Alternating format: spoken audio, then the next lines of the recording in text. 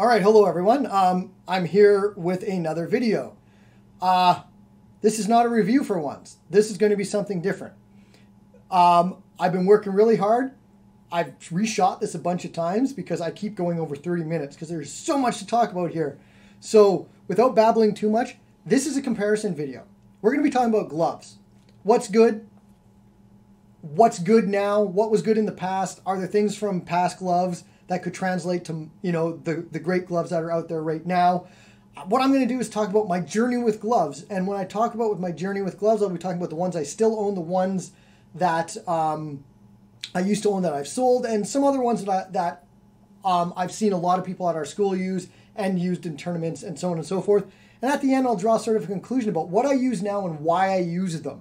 And I think going through the sword journey of gloves that I've had is going to help a lot of people make an informed decision about what to buy in the future, because if there's a glove out there, I've used 80% of gloves out there, I'd say. That for the HEMA market, that is. Okay, look at this mess of gloves here. The toughest thing about this video is to figure out where to start and then where to go, and like 45 minutes later, I'm like, come on, I gotta do this a little differently. So what I'm gonna do is break this up a little differently. I'm gonna talk about gloves that don't need too much changed. So let's start with that. And that is the giant heavy-duty clam style glove. So this is a superior fencing version. So when I talk about this, I'm also talking about the Spez Heavy. This glove here and the Spez Heavy are the go-to glove. So many people use this style glove out in HEMA. If you don't need a 5-finger glove for articulation and you can get used to using these gloves, this is what you buy. You are 99.9% protected in these gloves. Downside is they're heavy. You don't get the finger mobility, but you can rest assured they're easy to take on and off. You can rest assured with these gloves, you're going to be protected most of the time, with only a few areas which can use improvement on them. For instance, as these gloves get loose, your fingers can sometimes pop out underneath the plastic, particularly towards the pointer finger and maybe the pinky on the edge here. Outside of that, I mean, these are like so protective that you can't feel much on them. The wrists are very well designed on this and the Heavy. The superior fencing is superior in my opinion because they use lighter product here and a better attachment on the wrist, which once again makes these a little bit better. These are a little bit lighter than the Spez Heavies as well in general. The thumb, extreme protection, if not too much, because it's too difficult to bend. So these are sort of the things you need to deal with when you get a glove this protective. They're going to be a little bit more awkward to use, but rest assured you're going to be protected. Then there are gloves sort of in between 5-finger gloves, which are gloves more like this. This is the Neiman Thok. So we'll have to put a disclaimer out. Neiman no longer is producing gloves. So if I am talking about them, take it with a grain of salt. I'm using them as an example. So gloves like this. Neiman had this Thok version one. They had a pig hoof style, which is your 2 fingers, and they had a full hoof one. I did a review of these gloves where I actually couldn't recommend them for heavy-duty fencing. These are too light. There's no heavy plastic on them. There isn't anything on here that can translate onto another glove and make that glove better, type thing. The fingers in here, they were easy to take on and off, but the fingers had virtually no protection on them, like no hard plastics or anything like that. And it's so close to your finger. Anytime you could just take the lightest shots on these and it hurt. And there's no protection here on the top of your hand. So if you took a long sword to the top of your hand, you'd probably bust the top of your hand. There's just not enough protection. Plus, they didn't fit in many gloves. So if you watch the review, you'll see me trying to get these in side sword rings and stuff like that. It just didn't work. Not a good glove. So not much to talk about there. Then there are 5-finger sparring gloves, which I'll talk about the 5-finger sparring glove in just a second, but they have on their website a bunch of different products. They've got a pig hoof style. They've got a clamshell style. Those gloves at our school, and I've seen in tournaments locally and in the United States and Washington, a lot of people use those gloves. And I've never heard great things about them, but I've never heard any real bad things about them either. And I've managed to use them a few times as well from other people who've had them already broken in. I understand the break-in period can be a bit tough on them, but most people, they get hit in them, and sometimes they get hit really hard. They they get like an ouch moment, but most injuries are negated by those gloves. I still don't consider those really heavy-duty gloves, but most people have been using them for tournaments and sparring and getting away with it. So there's that style glove, but I haven't personally owned those. That leads us to the good old Red Dragon. Let's touch base with this real quick. This is not a heavy-duty glove. This was never a glove specifically designed for HEMA. It's too light, doesn't have enough plastic guarding. It's at our school, everyone who ever used these had major injuries with them. I've sent someone to the hospital in these. I've had at least 8 major finger crushing compression injuries that kept my finger out of commission for half a month. You know, like, these are not a good glove. They're good for lighter weapons, for side swords, for sabers. They're really mobile. You can fit them in guards and that sort of thing. But even then, if you start getting to heavier side swords, like a backsword or anything without a guard, sort of like an arming sword, these still now are no longer good in my opinion. Use these for light purposes, light sparring, for lighter weapons. But even then, I wouldn't even recommend these anymore, because guess what? There are newer things on the market that are as mobile and better. All right, so in my sword journey after all of that, I went and purchased the 5-finger sparring glove. Now, I've cut my wrist off that, so this is what I've got left. And you'll notice this one's missing a finger. All right, so actually, let's use that one. 5-finger sparring glove. I have tons of reviews on these below from years ago. Please go watch them. Some of them are highly amusing, particularly the Frankenstein one where I went and tried to fix these gloves. So these gloves, I still to this day will not call them a heavy-duty glove. You have to make them heavy-duty in order to make them heavy-duty. But everyone uses them. You can get away with it. But they have a lot of things. And this glove is still sold on the market. And I can still recommend this glove. But I always say it's got an asterisk, right? If you're buying this glove for general sparring, club work, that sort of thing, probably pretty good. But if you're going to buy these for heavy sparring and you're going into tournaments, you're going to have to modify them to keep yourself protected. And I have videos in my stream below that will basically go over those things. The resin that they built these fingers of, which I'll have to show you pictures of because you can't see it on mine anymore, was so thin it would act like a cast and protect your finger, but anything that hit them hurt. And if you got hit on the sides of your fingers, it would break your fingers. I have a friend who had his pinky broke in these just because there's just not enough side protection on them. So what I ended up doing right away is making a Frankenstein glove. I took the finger caps from some Red Dragons I had owned, cut them, and pasted them on. And you can see even the pinky one I put on an angle, so it protected the side of the pinky, which also allowed you to put them together. That's just another side note. But nevertheless, once I got that on there, the fingers all of a sudden became good. I wouldn't say great, but they became good. I no longer had major finger injuries until the resin started cracking. Then all of a sudden I got like one severe actual cut on one of my knuckles in a tournament, which just missed the tendons on the side of my knuckle joint by fractions of millimeters, which could have been a major injury. It was a bad injury that could have been major. So great glove, but it was just missing some things. Like for instance, putting rubber when they cast the resin underneath the resin. So if the resin breaks, it doesn't cut you. And also, you're supposed to have an inner glove on these, but the inner glove also got cut and went through. So the resin's really sharp. So they need some sort of like Kevlar or some rubber underneath that once again would take the shock. Then over top of that, the same foam that they use here, Clydex, whatever they want to use, just scaled, like sort of that is scaled. There you can kind of see. There, how those are scales. Scaled on top of the resin would once again turn these fingers from okay to pretty darn good. This part of the glove was very protective. I got hit with a Shalbowski here with a huge overhead blow. It still actually has the dent on it. And it protected me, but I felt it.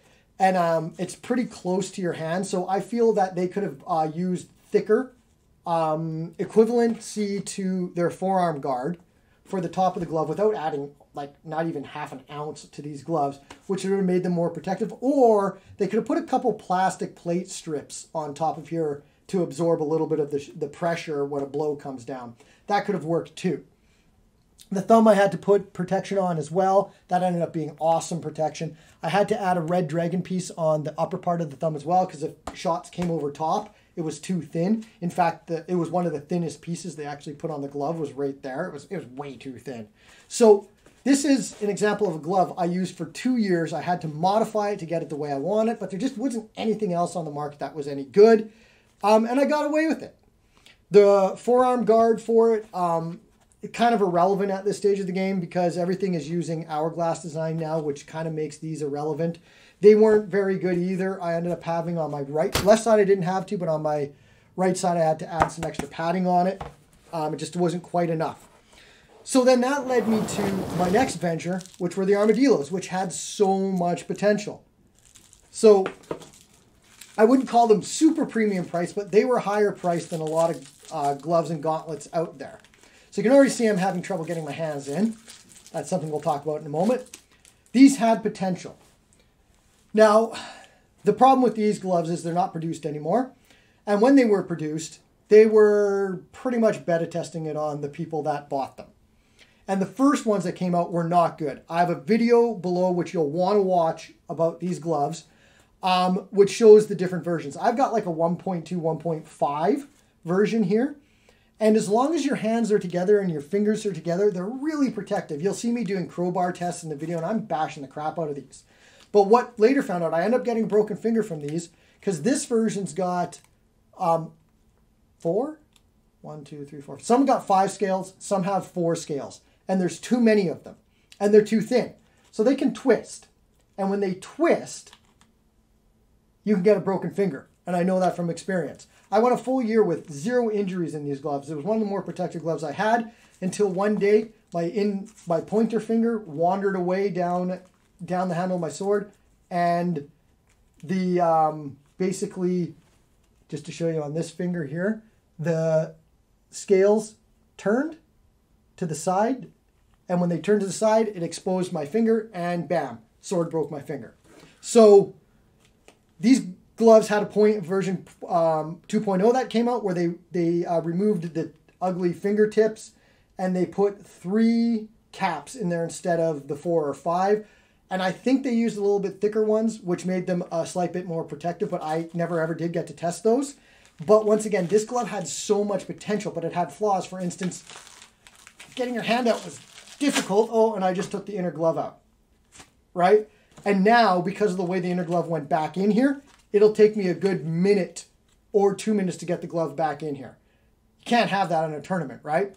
Also, these threads they add in here were so tight, your fingers are always fighting them to open, which fatigued your hand, as were the actual plates too small and not thick enough. The thumb was a really nice design, but it needed to be thicker, stronger, and something to keep your thumb tip in there because the thumb tip would come out every now and then. But a good design, just needed to be more robust.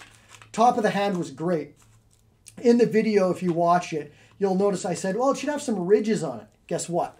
Someone by the name of Pro Gauntlet went and did that just to make it a little bit more protective. This part of this glove was great. I think it's actually one of the best design ones. You can get your hands closest together out of any glove I've ever owned with just a few tweaks, those ridges and whatnot.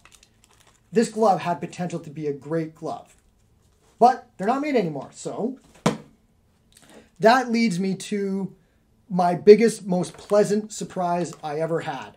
So I've been watching reviews on the Infinities because I'm always following Five Finger, right? Because I own them for so long. I watched a few of the initial release reviews on these, and then I'd been watching how they'd been improving them. And when I saw there was another version coming out where they'd been improved, I thought, you know what, I'm going to order those and test those. I had zero sort of expectations for them. And in fact, I was planning on reviewing them and then selling them afterwards. Well, this has now become my main glove. They're one of the biggest surprises of any glove I've ever had. They're really protective. Watch my review. It's only like a month ago when I did the review on them.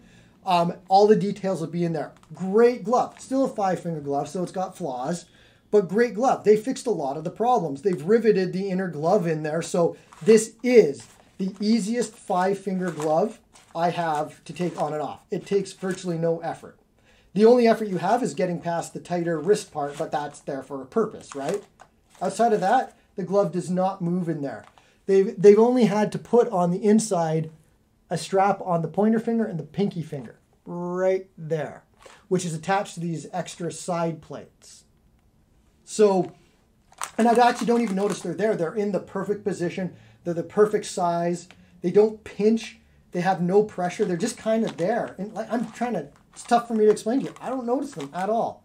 This is one of the most mobile gloves I've ever had. Super light, about equivalency to the Armadillos, but obviously not as light as the smaller 5-finger gloves.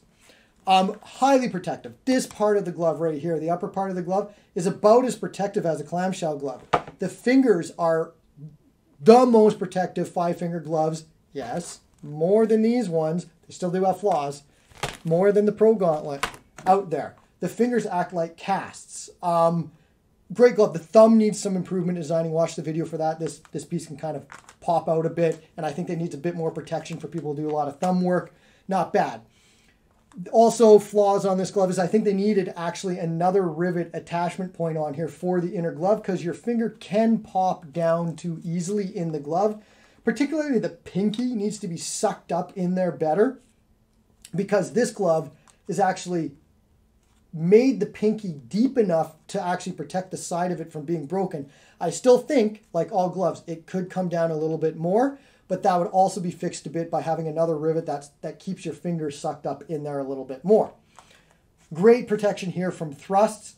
I think this piece they put there, you can see that canvas they put there to protect you from thrusts, could come down past that second set of rivets. It just needs to come down a little bit farther. This does suffer from a flaw. You can see from this angle here, you won't be able to really see in the video, but a sword can go here and get in, really tough to see, get in under that plate. So that's where I think longer canvas there will probably fix that. But like I say, most pleasant surprise of any glove I've ever bought. That leads me to, mine of the Pro Gauntlet are still on order. These are our friends. Please watch that video because I had a lot to say. It's 20 minutes long, but watch it. It'll go over anything you need to know about this glove. This glove is almost the premium product they are trying to command that it is from their website. It's almost worth the amount of money they're trying to charge for it. But if you watch that video, you'll see details why I don't think it is quite there. They need to fix some things, particularly the straps that keep the fingers in for the inner glove. For instance, they snap and they come off within hours of using them. And they're so tedious to put back in, you'll want to kill someone. Like this one, I was just today taking my hand in and out just for the review purpose of this video, and it came undone. I wasn't even using it on a weapon. It just came undone. So like, there's some things that are not perfect about this glove, but it is so close to perfect. So close to perfect. So watch my review to get more details on that. For instance, the fingers, they made them hard on the top, but on the bottoms, they're squishy. And there's not enough protection on the pinky. So you're going to still run into some of those problems you get from most other gloves. Top part of this glove is great. So the thumb is good. I need people to probably test it who do a lot more thumb work than I, but I think it's really good. It's decent to take on and off. Not as good as the Infinity, but you can see it's still pretty easy. You got to get, once you get to your fingers, you got to get your fingers seated. Once again, in the Infinities, you don't. But these ones also have caps, so you sort of got to get your fingers seated in there. Once you get them on, most mobile, when it comes to the fingers and the thumbs, most mobile glove I've ever used, they feel like leather gloves. Phenomenal gloves. Watch the video to understand the flaws about them, but great glove. Mine are still on order. I can't wait for mine to arrive. But what is my conclusion from having gone from Red Dragons to this, to this, to this, to this? My number one conclusions are this. Wrist protection. Hourglass is the way to go on all gloves. You can use all wrist guards and all coat types work. Plus, you can have them extend over top of the armor so much without impeding on anything. So if your armor goes into here, when you start doing wrist movements, you still get protection from the hourglass as you're moving around. This style that they had on the Pro Gauntlet here is great. It's a great design. There we go. Trying to get that into the light. It's a great design, except for this impeded with wrist guards and push the wrist guards up. So it needs to bow up more like an hourglass in order for it to work. It seems like the conclusion is going plastic with an inner glove seemed to be the best route to go. All three of these gloves became more protective than anything else because of that. Plus, if the inner glove wears, you can replace them. That's another good thing to note. Although, for instance, in this glove, replacing the inner glove is probably going to be a bitch. And sorry for my language there. You're probably going to just want to, for the price of these, order another one. So let's talk about price. The Armadillos were too expensive for the fact that they were beta testing them on everyone. They had potential to be a great glove for the price, but they never got there. The 5-finger sparring gloves are really nicely priced, but like you say, in order to make them a heavy glove, you had to do a lot of work with them. Infinity gloves versus the Pro Gauntlet. Here we are. This is what we want. This is what we want to see. This, for me, Canadian, was like $600 shipped. This was $189. Is this that many hundreds of dollars better than this? No, it's not. This is such a good glove for $189. In fact, if the inner glove went with these, like an inner glove costs in Canada, like I'll pick up $39, $50 glove, I might as well just buy another one of these, right? This is a really good glove, especially for the price. If this wants to command the premium rate it does, it's going to have to do a lot of the changes and fixes I mentioned in the review of this glove. Support these guys, though, if you have the money, because I think this does have the potential to be the best glove ever made if they make some changes. And for that, they need the support. If no one's supporting them, it's just going to go away and be another glove for history. Here is the glove for everyone, in my opinion now. Remember, though, this will not be 100% foolproof. It's got flaws. Your fingers can kind of pop out here and there. But out of all gloves I've used, I feel really secure in them. They're so light and easy to use. I can use them for side swords. I can use them for a lot of other weapons too. You can get your finger over top of cross guards with these. Great glove. They had one flaw, which I think I mentioned in my review video about them, where I had to grind one part down because it was chafing a bit. But that was it. So if you don't have much money, $189 Canadian. That was really shipped, by the way. That was a really good price for these. I had to only make a couple modifications. Great glove. That's where I'm going to stop right now. That was the journey of my gloves. So right now we are at sort of a pinnacle point with gloves where we have this really great glove that's got potential, needs a little bit of work. Fund them if you can. If you can't, at this stage of the game, this is the glove I recommend. It does not look good. It is not a pretty glove. It's real floppy sounding, but it works. So, yeah, this video was meant to be fun. I hope there's something everyone can actually take from this video, and I hope you enjoyed it. Please like, subscribe. You know, you guys know what to do. You're all adults. So thanks for watching the video. I actually had fun making this one. I had to remake it a couple times. One was 45 minutes long. I managed to keep this one 23, so I'm out. I don't want this to go over. All right, thanks everyone. Thanks for watching. Have a good day or evening.